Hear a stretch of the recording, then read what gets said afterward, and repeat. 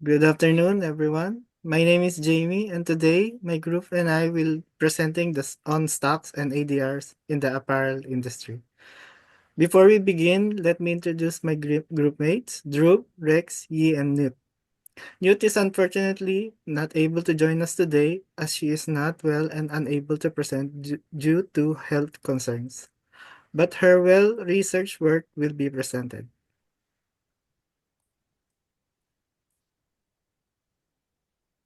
Uh, so we choose this stock because they have a strong international presence and significant influence in the apparel market. Nike and VP Corporation are US-based multinational corporation, while Adidas and Puma are leading German sportswear companies.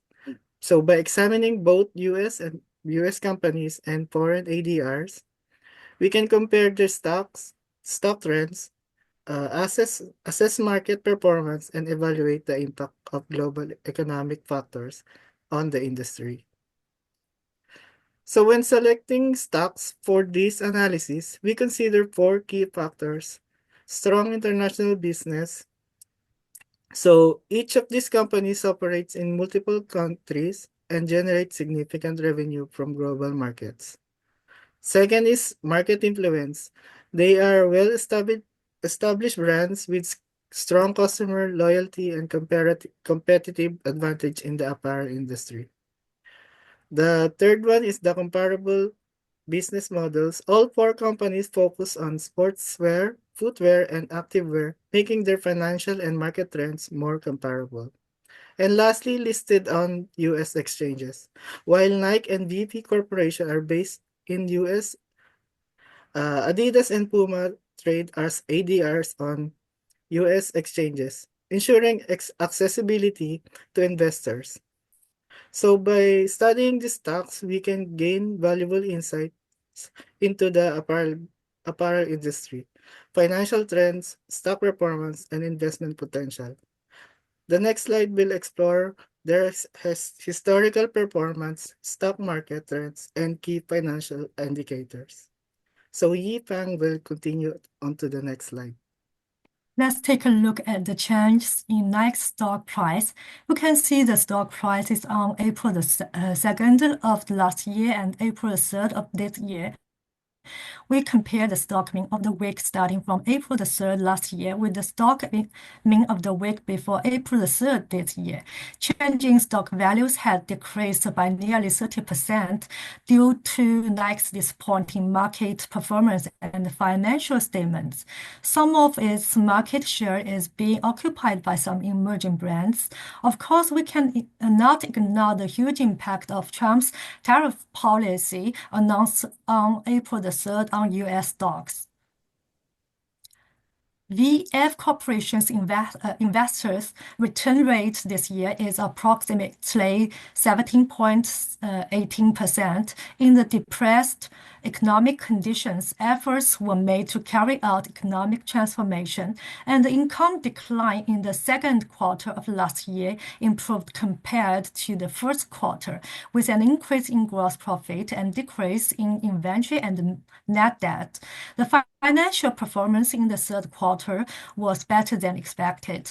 The company also sold the Supreme brand for a net profit and repaid $1 billion in term loans. The ADR performance of overseas companies also varies, and Adidas relies on its impressive brand heat and gross margin rebuild, long-term plans, and simplified operations. Its strong Q4 earnings in the current economic downturn, its stock value has increased by 8.74% compared to the same period last year. Puma, on the other hand, caused investors to lose nearly 50% this year, and its stock value evaporated by 47% compared to the same period last year. We can see from Puma's one-year trend chart that it remained relatively stable in 2024, but began to rapidly decline in 2025. There will be a significant decline in 2025 due to weak performance in the US and Chinese markets and the cost program up to $81.96 million. While the S&P 500 reflects a healthy market with steady growth, Nike and VF corporations are struggling with severe declines, particularly in the short term with Trump's tariff policy. Now, next slides were originally presented by not, but instead Jamie and Drew were presented. Thank you, Yi. So the foreign stock performance of Puma and Adidas follows a very similar trend to the S&P 500. This suggests a strong influence in the US market on these international brands. Let me highlight the example. Take a look at the red circle marking mid-2023. During this time, all three, the S&P 500, Puma, and Adidas, experienced a noticeable decline, specifically on December 3rd, 2025. The S&P 500 dropped due to mounting geopolitical and economical concern on the same day. So Puma's share plunged by 23%, reaching a 9-year low. Adidas also declined, dropping around 4% in the days that followed.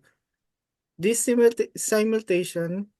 simulation uh, movement indicates that their stock performance are significantly influenced by the US market environment. Despite being European companies, it shows how interconnected global financial markets have become and how developments in the US can create ripple effects worldwide. Now let's take a look at why Adidas and Puma stock performance is closely tied to the S&P 500. First, there's US consumers dependence. A significant portion of both companies' revenue comes from US market. So when the S&P 500 drops due to recent mention, stock prices also drop. Second, we have supply chain and cost pressures. The same economic pressure that impacts the S&P 500, such as tariffs, shipping disruption, and inflation, also affect the production costs and profit margins of these companies. This means their stock prices often react in a similar ways to US-based firms when such issues arise. Finally, there's the impact of global risk sentiment. The S&P 500 is widely seen as global benchmark for risk. So when it drops, investors often pull back from the international equities as well. This leads to global automatic sell-offs in the global stocks. In short, despite being based in Europe, both brands are highly sensitive to the US market trends, showing just how interconnected today's global economy really is. Next slide. Now, next slide will be presented by Drew. Thank you so much, Jamie. Now let's see how US-based MNs drive S&P 500. We calculated the correlation coefficient between Nike's stock and the S&P 500, and it came to 0.5162. Let's not get specific too much, which really means that there is a moderately positive relationship. Hence, when Nike stock tends to move in the same direction as the S&P 500 moves, although not perfectly. We can see this in real market events as well. For instance, on April 3rd, which is literally yesterday, the S&P 500 dropped sharply by 4.8% after President Trump announced new tariffs. This sudden policy shift not only affected the overall market, but also influenced Nike's stock price, reinforcing that Nike is sensitive to the broad market movements, especially those tied to economic or political events in the US. The VF Corporation also saw a massive drop, closing at $11.68, down 28.74% from the previous day. This decline was even steeper than the broader market loss, showing how companies in the consumer sector are especially vulnerable to market shocks and policy changes. So overall, this highlights that US economic news doesn't just affect domestic companies, but also brands like Nike, Adidas, Puma, and VFC that are tightly connected to the American market. as we've seen in the data, both Nike and VFC tend to follow the same direction as S&P 500, and there are some clear reasons behind it. First, it relies heavily on the US consumer spending. Since Nike and VFC are in the discretionary retail sector, investors anticipate lower sales and the stocks usually decline in response. Second, the same macroeconomic and supply chain issues that affect the S&P 500 also impact these brands. Factors like inflation and new tariffs can raise costs, reduce profit margins for all of these companies. So when the broader market reacts negatively to these pressures, the stocks are also hit. And finally, there's the role of interest rates. When the interest rates go up, it becomes more expensive for companies to borrow money for important things like marketing and product development, as well as global expansion, which all of these companies are. They are really huge global companies. So overall, the stock performance of Nike and VFC isn't just about their own business decisions. It's also deeply connected to the broader US economy and market sentiment. Now, Rex will take over. Thank you, Dhruv. Nike and VF corporations are quintessentially a global brand, with a significant portion of its revenue generated outside of North America. Its annual report details robust performances in key international regions, particularly in Europe, Middle East, and Africa. Although Nike and VF operate with several different currencies, their annual and quarterly reports show a strong influence of euros. So VF Corporation is a home to an array of global brands, but it also has a significant sales mix in the international market. So currency translation effects. So when euro appreciates relative to US dollar, the revenue generated in Europe converts into more dollars, which can boost the earnings and the margins. Both companies employ hedging tactics to mitigate the risks of currency turnover. However, hedging is rarely perfectly done over periods of time. Movements in stock prices can show clear sensitivity. Adidas is headquartered in Germany. Its financial results are in euros. Its business is profoundly international with significant revenue streams coming from markets outside of Europe, including North America, China, and Latin America. Similarly, Puma also goes through uh, a similar pattern. Puma has solid domestic performance in Europe, but a large portion of its growth is driven by international markets where revenue earned in other currencies, again notably US dollars, is a is a key strength for Puma. Competitive pricing and revenue translation. A weakened euro relative to US currency can be a double-edged sword. For these companies on one side, when the euro is weaker, international revenues, once converted, tend to be higher in euro terms, directly boosting sales figures on the income terms. During the last year, while external factors such as global inflation and shifting consumer demand also entered the picture, the same fundamental dynamics held. Investors watching Puma and Adidas often noted that periods of euro weakness are associated with competitive gain in key markets, whereas sudden appreciation presented conversion of headwinds that were reflected in stock valuations. For multinational companies, exchange rates play a crucial role because revenues and earning translation of the following reasons. So, companies generate revenue in many currencies, often reported in one home currency. The home currency strengths relative to revenue generating currency, the translated earnings can lower even if the local sales performance is robust. Competitive dynamics. Currency fluctuations can alter the competitive landscape. A weaker home currency for a US-based company that is a stronger foreign currency means overseas sales convert for free or more dollars, giving those companies an apparent boost in earnings. For euro-based companies like Adidas and Puma, the opposite is true. Hedging and strategies of investor perception. Most large MNCs actively hedge due to some degree or some adverse against adverse effects.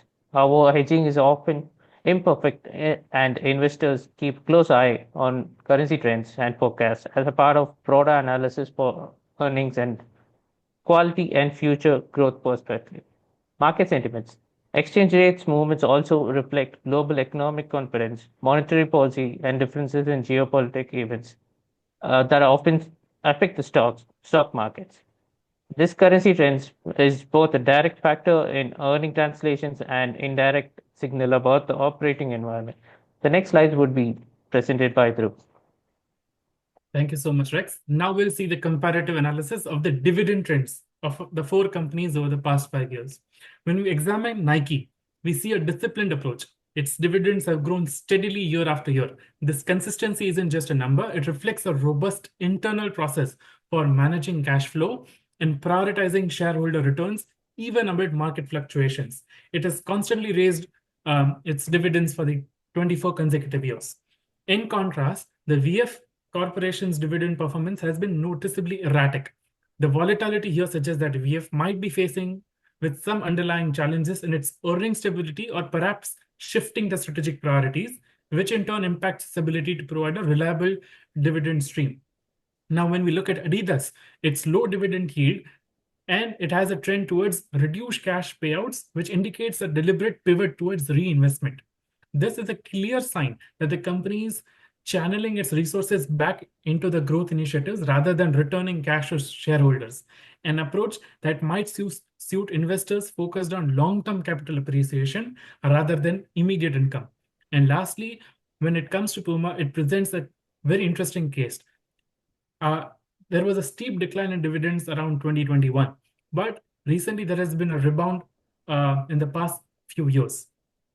However, while this recovery is very encouraging, its history still shows less consistency compared to Nike's proven track record. So overall, these trends illustrate that dividend policies are not just financial metrics. They are a window into each company's broader strategy and market position. The differences in dividend stability and growth among these companies provide valuable insights into how each one manages its balance between reinvestment and returning value to shareholders. Now, when we come to the conclusion, we focus on why investing in Adidas is a strategic choice for the long-term gains. Now, we saw that even though Nike has great dividend returns, first, we considered the long-term growth potential. Adidas is positioning itself to allocate more profits towards business expansion and research, which is essential in today's competitive sports equipment industry. Second, while the dividend yield may be low and even lower compared to Nike, this isn't necessarily a drawback for every investor. For those who are focused on growth rather than immediate short-term income, this approach can be very beneficial because this shows that the companies provide not just giving out money in dividends, but they are expanding in research and development, reducing their debt, or focusing on mergers and acquisitions. And finally, Adidas shows a slightly stronger risk resistance ability, particularly in the face of fluctuating euro exchange rates and the global market sentiments.